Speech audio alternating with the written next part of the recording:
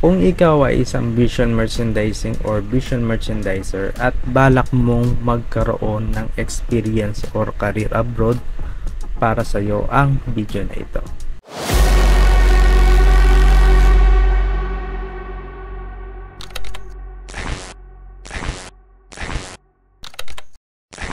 For today's video, pag-uusapan natin yung naging experience ko sa employer's interview.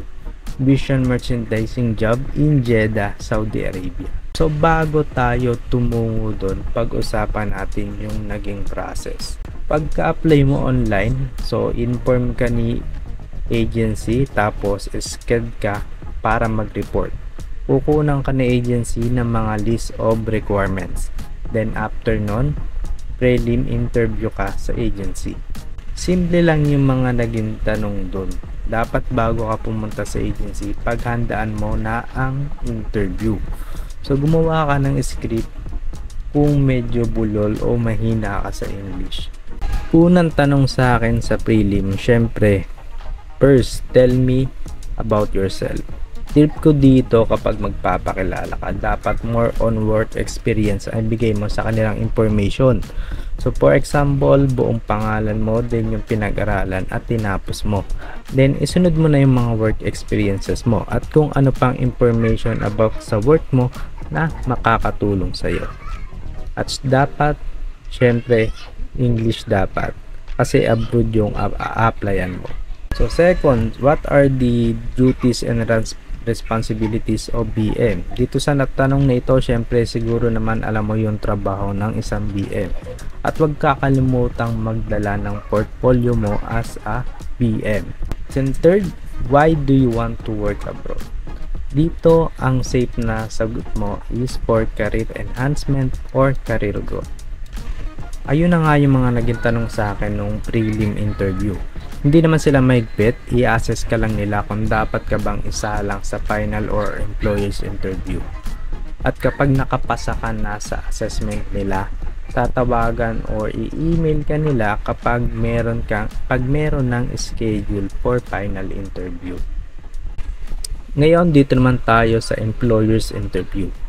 Ang nag-interview sa akin guys ay general manager ng company. Syempre Arabo na yon.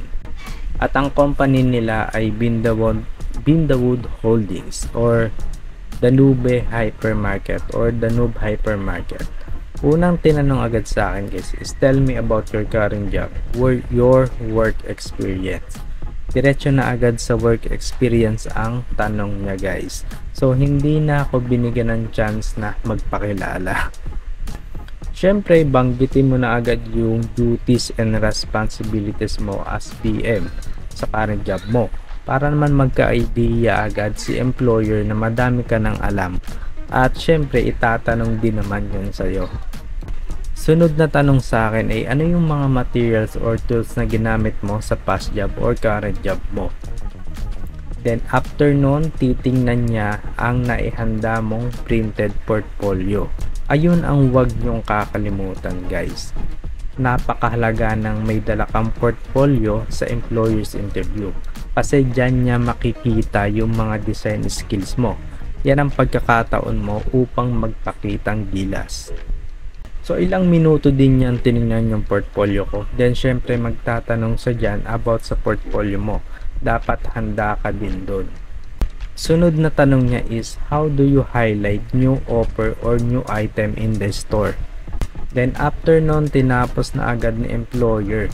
Nagbigay na agad siya ng offer siguro dahil sa dami ng i-interviewin niya. Pero mas better kung maghanda ka din ng mga isasagot in case na tanungin ka ng why should we hire you? Simple lang naman mag-English ang mga Arabo kaya for sure kayang-kaya mo yan. Huwag kang mag-alala.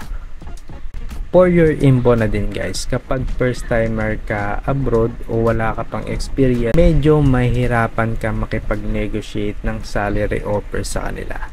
Sasabihin ng mga yon na first timer ka pa lang naman. Libre naman ng transpo at accommodation sa offer nila, kaya for sure kaya mo pa ding makaipon. Pagkain naman syempre gastos mo yon, so bawi ka na lang talaga sa OT. Kapag binigyan ka ng salary offer, it means pasado ka na sa interview. Contract signing ka na at kinabukasan re-request na sa agency na magpa-medical ka. By the way guys, no placement fee ang agency ko, pero yung medical, visa application at other documentation, sariling gastos mo yon. Just to give you an idea sa presyo na magiging gastos mo, maghanda ka ng 10k to 18k sa buong gastos. Kasama na dyan yung pagbabalik-balik mo sa pagluwas. Agency ko nga pala guys is CDK International Manpower Services. Sa likod ng Robinsons Place, Manila ang agency na ito. So more on Middle East ang bansa sa kanila. Sa ngayon malapit na ako matapos sa documentation at kakatapos lang ng visa application. So naway tuloy-tuloy na. So kung nakatulong sa iyo ang video na ito, huwag mong kakalimutan mag-subscribe para palagi kang updated sa mga future videos natin. And syempre abang-abang ka na sa mga pre-design resources natin. So check my playlist na lang guys. And good luck sa pag-apply mo abroad.